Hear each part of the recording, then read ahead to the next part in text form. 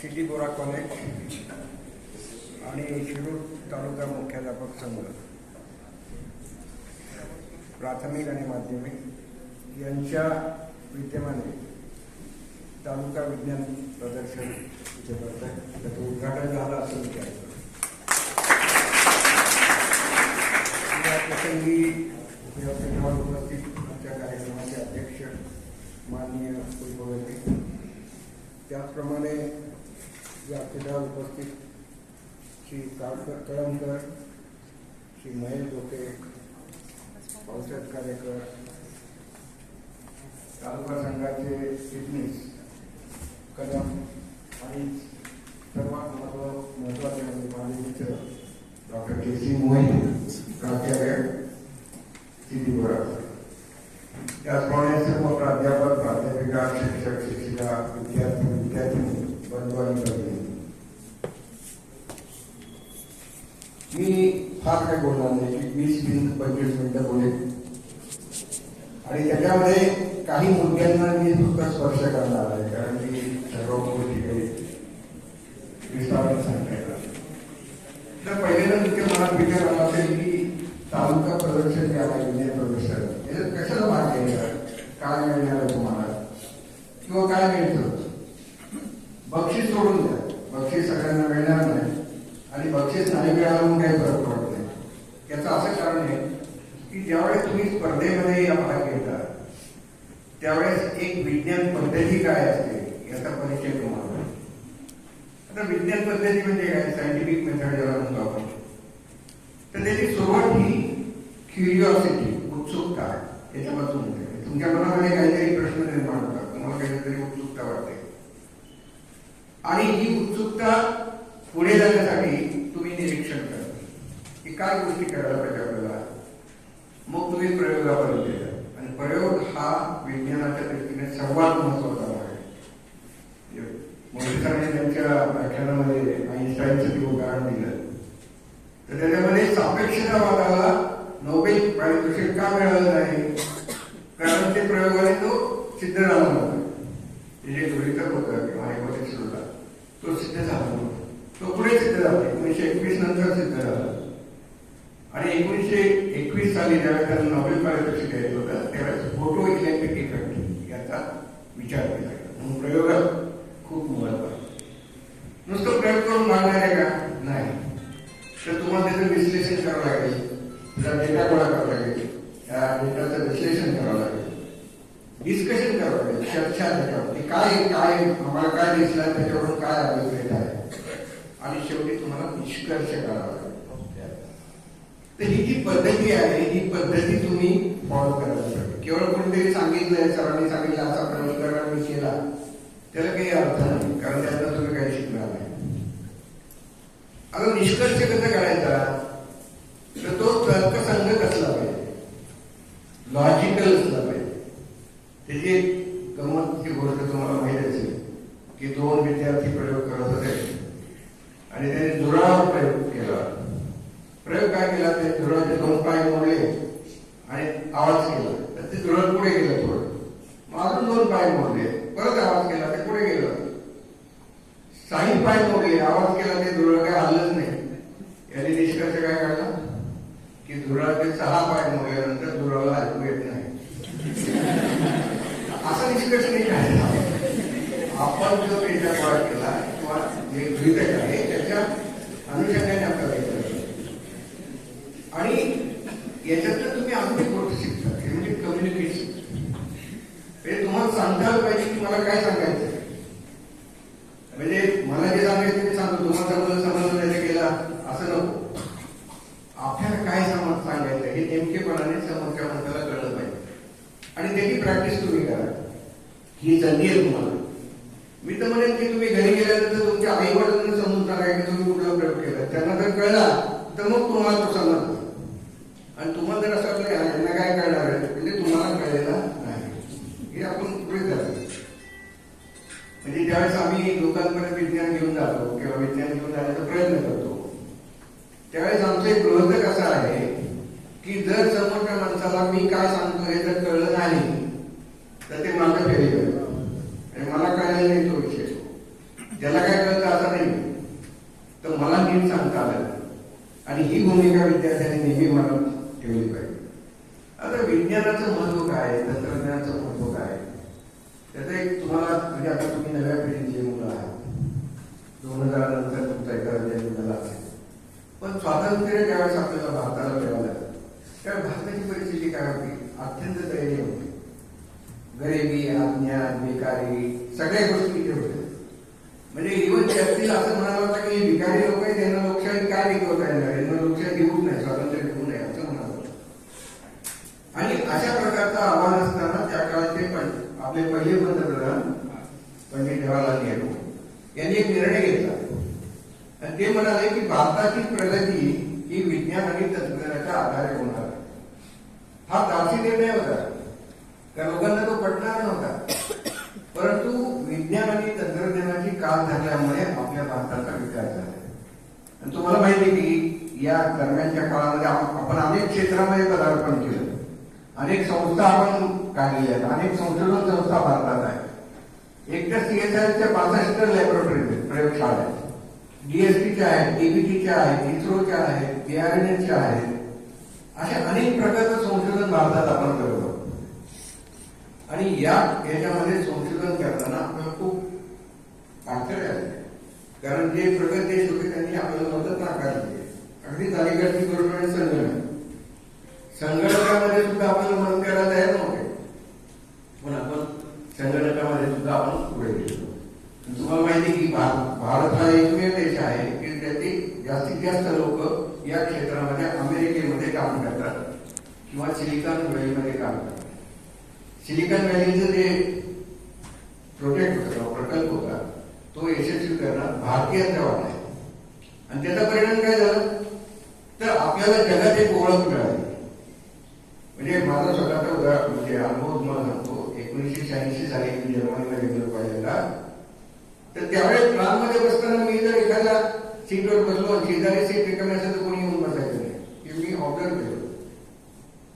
म्हणजे भारतीयांबद्दल एक त्यांना एक अशी तुच्छता होती किंवा ही लोक अगदी मागासलेले आहेत, यांना काय कळतं वगैरे वगैरे.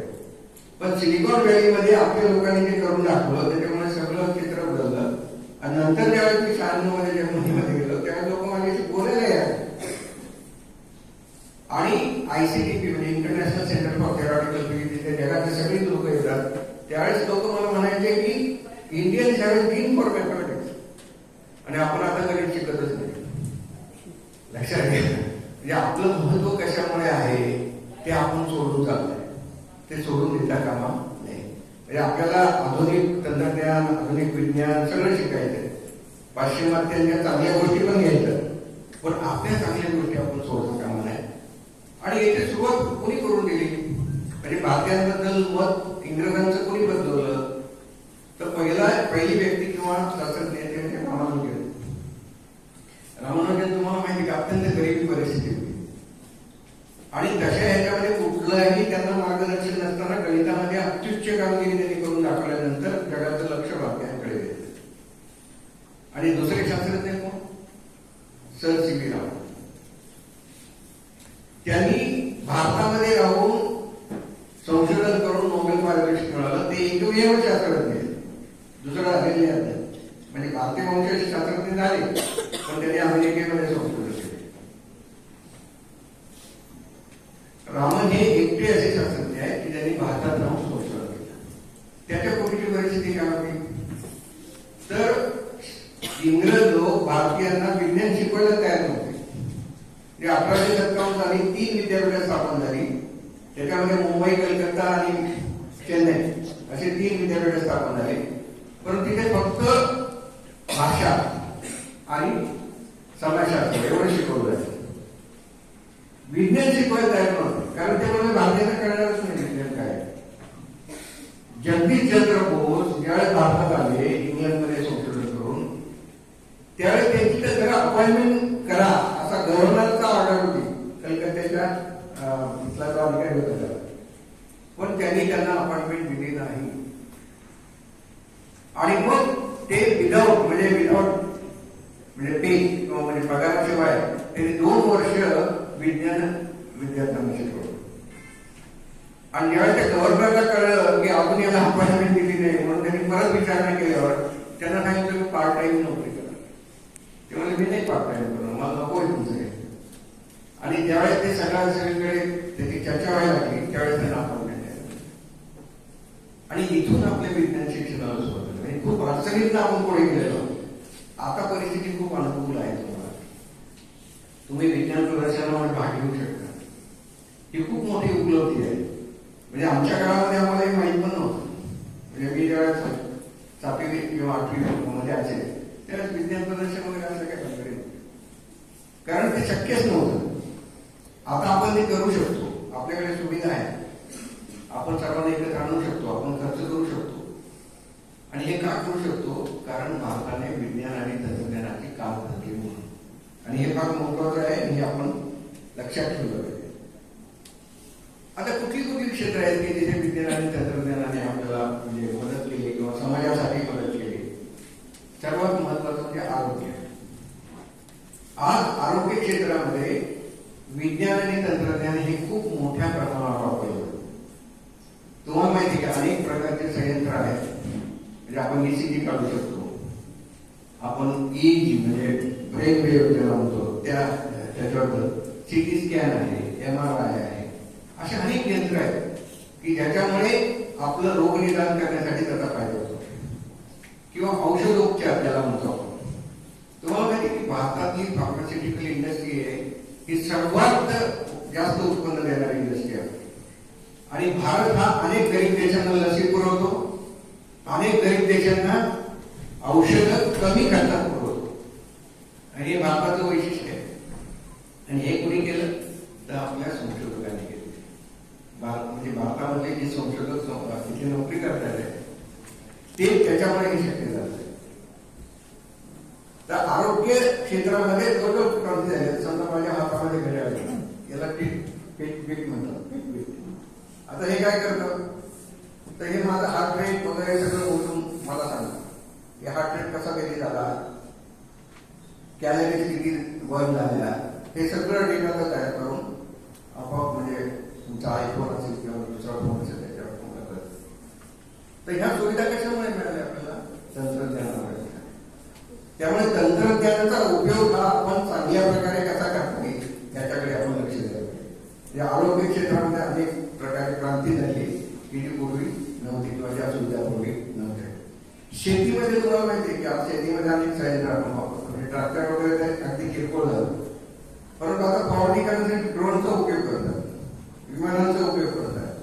किंवा पाणी देण्यासाठी तुम्हाला ऑटोमॅटिक सेन्सर्स आहेत तुमचे की किती पाणी द्यायचं, कधी द्यायचं, कधी पंप सुरू करायचा, कधी करायचा. वैद्य जणांना माहिती का आविष्कारमध्ये असे अनेक प्रोजेक्ट आपण केलेले म्हणजे विद्यार्थ्यांनी केलेले. म्हणजे शेती व्यवसायामध्ये सुद्धा विज्ञान आणि तंत्रज्ञानाचा खूप मोठ्या प्रमाणामध्ये वापर करून होता. शिक्षण क्षेत्रामध्ये शिक्षणामध्ये आपण बऱ्याचशा गोष्टी आपण वापरतो. इंटरनेट आहे, ऑनलाईन आहे. तुम्ही युट्यूबमध्ये काही गोष्टी बघू शकता. म्हणजे माहिती प्रचंड प्रमाणामध्ये आपल्याला उपलब्ध झाली. त्याचा उपयोग कसा करणार आपण? म्हणजे मोबाईल आपल्याकडे आहे, पण त्या मोबाईलचा उपयोग आपण कसा करणार? म्हणजे मोबाईल तुमचा उपयोग करतोय का, तुम्ही मोबाईलचा उपयोग करताय? हा प्रश्न आपण स्वतःला विचारला. जर आपल्याला मोबाईल किंवा करमतच नसेल तर मग काय करणार? काही वेळ हा आपल्याला इंडिपेंडेंट थिंकिंग ज्याला म्हणतो त्याच्यासाठी पण द्यायला हवा. म्हणजे आता तुम्ही EIच्या गोष्टी करता. आता आर्टिफिशियल इंटेलिजन्स कोणी तयार केलं? कोणी तयार केलं? कुठल्या इन्स्ट्रुमेंटनी तयार केलं? कोणी केलं? हे यांनी केलं ना. हे आहे आपल्याला, त्याला विचारता कामा नये. त्याची क्षमता आपण वाढवली पाहिजे. असं की आपल्यावर AI किंवा तंत्रज्ञान आपल्यावर हवी होणार नाही, यासाठी आपण आपल्या मेंदूची क्षमता वाढवली पाहिजे. मी एक गोष्ट लिहिली होती आता प्रसिद्ध. एक मुलगा असतो आणि त्याच्याकडे आयफोन वगैरे असतो, त्यामुळे काय डोक्यात ठेवायची काही गरज नाही, सगळं आहे त्याच्यामध्ये. पण ते आईवडिलांना खूप काळजी वाटते की अरे कसं होणार, हा स्वतः काहीच करत नाही, गृहपाठ पण त्यात आहे ते आहे त्याच्यावरून करतोय. मग ते त्याला महाबळेश्वरला घेऊन जातात. आणि महाबळेश्वरला गेल्यानंतर जंगलात फिरायला जात होतो. त्याला वाटतं की आपण एकटं जंगलात फिरून येऊ, कारण माझ्याकडे GPS आहे सगळं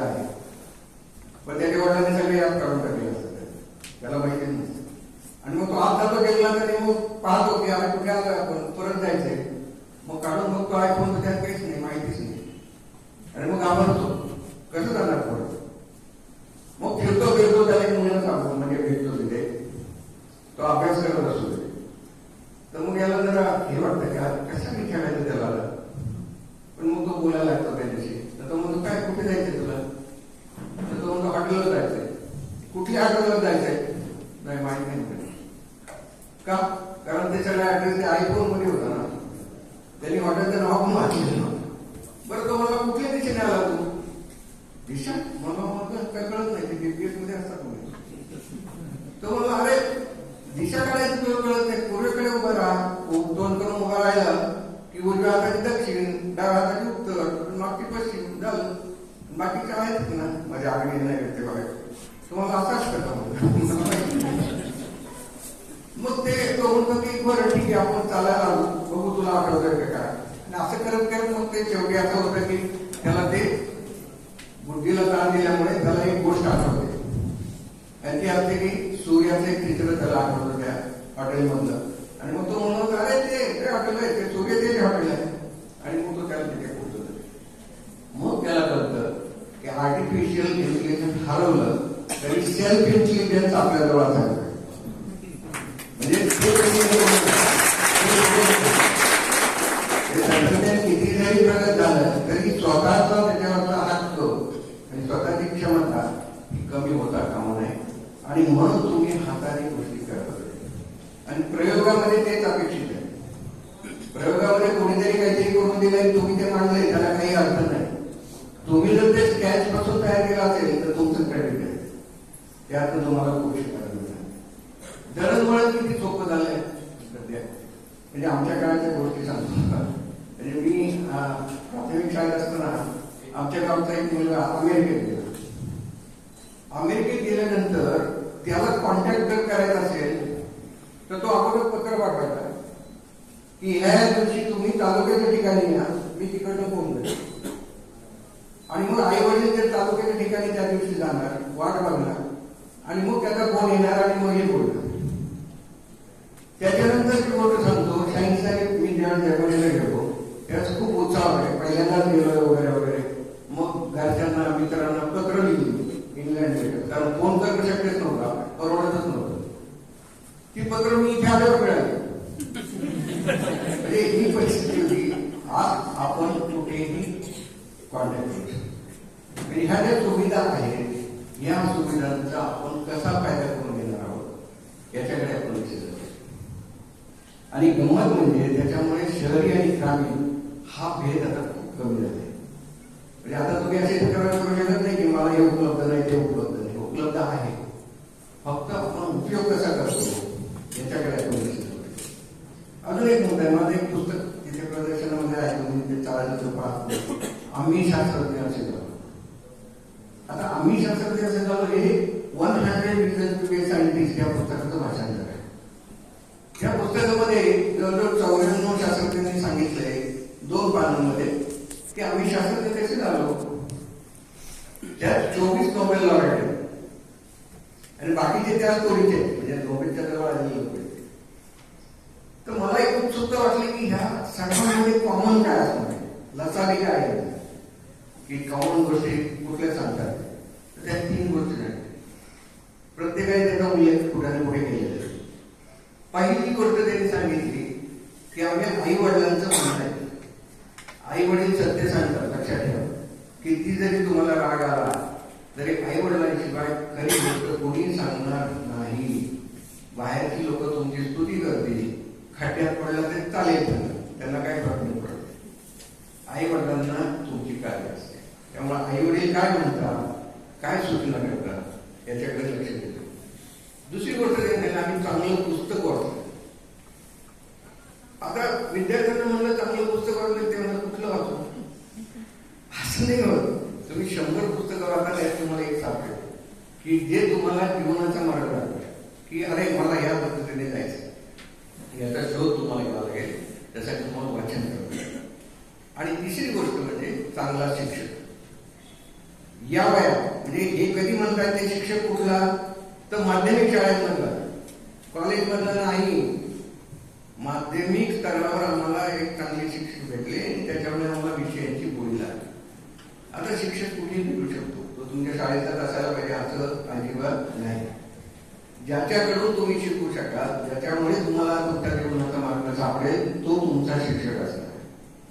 आणि त्याचा शोध घ्या, म्हणजे कुठे शोध घ्या, इथे घ्या, बाहेर घ्या, शाळेत घ्या, तुम्हाला सापडेल एखादी व्यक्ती असे की आपल्याला याच्याप्रमाणे आपण जाऊ शकतो. ते गोष्ट लक्षात ठेवा की आपल्याला जीवनात जीवनाचा मार्ग तुम्हाला शोधायचा. तुम्ही त्या वयामध्ये आहात आणि यापुढे शिक्षण आणि तुमच्याकडच्या अपेक्षा ह्या आम्हाला बदलले.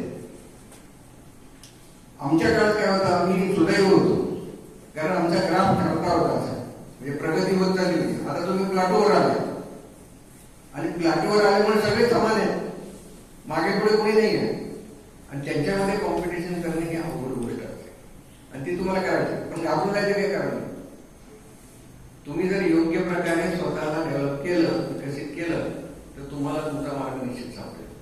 आणि म्हणून आपण कौशल्य विकास म्हणतो, व्यावसायिक शिक्षण म्हणतो, याच्याकडे लक्ष द्या. हे प्रयोग करणं म्हणजे तेच आहे ना, एक्सपिरियन्शियल लर्निंग आहे, कृतीशील शिक्षण आहे. नुसतं पुस्तक वाचून यापुढे काही भागणार नाही. आमचं भागलं, आम्ही गेलो निघून. तुम्हाला नाही, तुम्हाला ते करून दाखवावे, केवळ बोलून दाखवून चालणार नाही. आणि याच्याकडे आपण लक्ष दिलं पाहिजे. जास्तीत जास्त पार्टिसिपेटिव्ह लर्निंग ज्याला म्हणतो, तुम्ही सहभाग घ्यायचा आहे. तुम्हाला लाभलं नाही पाहिजे कोणीतरी, कोणी सांगितलं नाही, सरांनी सांगितलंच नाही, सरांनी शिकवलंच नाही, कोणी आईने सांगितलंच नाही, वडिलांनी सांगितलंच नाही, याला काही अर्थ नाही. मला काय वाटतं, मला काय करायचंय, असे प्रश्न तुमच्या मनामध्ये निर्माण झाले आणि त्यातलं तुमच्यामध्ये आमूलाग्र बदल होतो. याचं उदाहरण सांगतो तुम्हाला. आम्ही लोणावळ्याला कल्पना चावला स्पेस अकॅडमी सुरू केली. त्याचा उद्देश काय आहे की 7वी ची मुलं आहेत त्यांना शाळेव्यतिरिक्त 3 तास ट्रेनिंग द्यायचं, space science, space technology, science and technology. लोक म्हणाले की अहो हा म्हणजे सगळी शाळा तर करायची आहे, त्याच्या व्यतिरिक्त रोज 3 तास इकडे येणार का मुलं, त्यांना किती बर्डन होईल. गंमत अशी आहे की 1 वर्ष झालेलं आहे, ती मुलं 3 तासानंतरही जायला तयार नसतात. याचं कारण काय, 2 कारण. एक म्हणजे शिकवण्याची पद्धत, की तिथे नुसते लेक्चर नाही तर तिथे कृतीशीलता आहे. 2.5 तास प्रयोग करायचे, अर्धा तास फक्त ऐकायचे. आणि दुसरं म्हणजे त्यांना स्वतःला त्यात इंटरेस्ट यायला, त्यामुळे ते रविवारी पण येतात. आणि मग सर रविवार नाही चालेल, शनिवार सुट्टी घ्या तरी मी येतो. आणि त्याच्यामुळे त्यांचा इकडचा परफॉर्मन्स एवढा चांगला झाला की 7% मुलं 80% म्हणजे फायदा पाहायचा. का झाला, कारण ते स्वतः शिकायला लागले. ते काही वाट बघत बसत नाही, मी काय सांगणार आहे ते विचारतात की आम्हाला हे शिकायचंय तर तुम्ही हे शिकवणार, स्वतः शोधून करतात. आणि ही जे पार्टिसिपेटिव्ह लर्निंग ते आपल्याला करायला पाहिजे. आपण कोणी सांगायची वाट बघू नका, कोणी सांगणार नाही, कोणाला वेळ नाही, हे लक्षात ठेवा. जगामध्ये एवढी आपल्या गती वाढली जीवनाची की कोणाला वेळ नाही तुमच्याकडे थांबायला. तुम्हाला माहितीये की मुंबईमध्ये लोकलमध्ये चढताना लोकल सुरू झाली, तुम्ही जर चढायचा प्रयत्न करत असेल तर कोणीतरी तुम्हाला हात देतो आणि तेवढ्या हातावर तुम्ही उडी मारून हात लावता. कोणी तुम्हाला उचलून ठेवणार नाही आतमध्ये, हे लक्षात ठेवा. मला जायचंय कोणीतरी, मग तेवढी मदत लोक करतील, निश्चित करतील. मग ती आर्थिक असेल किंवा शैक्षणिक असेल, अशी मदत करणारे लोक आहेत. पण ते काय बघतात किंवा तुम्ही काय करताय का स्वतः, मग मी थोडी मदत करते. तुम्ही म्हणाल मी काहीच करणार नाही, मला सगळं जायचं पाहिजे, कोणीही मदत करणार नाही. आणि हे पण तुम्ही याच्याकडून शिकून घ्या. तंत्रज्ञानाचा प्रभाव मी तुम्हाला सांगतो. आणि शेवटी सगळ्यात म्हणजे समाजामध्ये विज्ञान विचार पद्धती होतो. मग अशा अंधश्रद्धेचा उपयोग म्हणजे झाला तर अनेक गोष्टी असतात. म्हणजे भावनिक किती व्हायचं आणि विवेक आणि भावना यांचा समतोल कसा राखायचा हे आपण शिकलो पाहिजे. म्हणजे दोन्ही आवश्यक आहे. म्हणजे आपण भावनाहीन होऊन चालणार नाही किंवा टोकाचा अतिरेक विवेक आपल्याला चालणार. दोन्हीचा सामान म्हणजे आमच्या क्वांटम मेकॅनिक्स मध्ये अनसर्टनिटी प्रिन्सिपल आहे तसं. कुठलीच अनसर्टनिटी वाढू देऊ नका. एक वाढली की दुसरी कमी होते, एक कमी झाली की दुसरी वाढते. तसं नाही, दोन्हीचा बॅलन्स ठेवायला पाहिजे. त्यामुळे भावना पण महत्वाच्या आहे पण विवेक पण महत्वाचा आहे. आणि विज्ञान हे विवेक शिकवतं. विज्ञान ऑब्जेक्टिव्हिटी आहे ना, त्याच्यामध्ये व्यक्ती निरपेक्षता आहे. म्हणजे तुम्हाला प्रयोगातून निष्कर्ष काढायचा आहे तर तो मला वाटतं म्हणून नाही काढायचा, तो त्यातनं काय आलाय तो काढायचा. म्हणजे व्यक्ती निरपेक्षता आपल्याला त्याच्यामध्ये पाहिजे आणि ती क्षमता आपल्यामध्ये आहे. म्हणजे आपल्या जे मेंदूचे जे 2 भाग आहेत, full hemisphere, left and right hemisphere, तर एक ऑब्जेक्टिव्ह आहे आणि एक भावनिक आहे.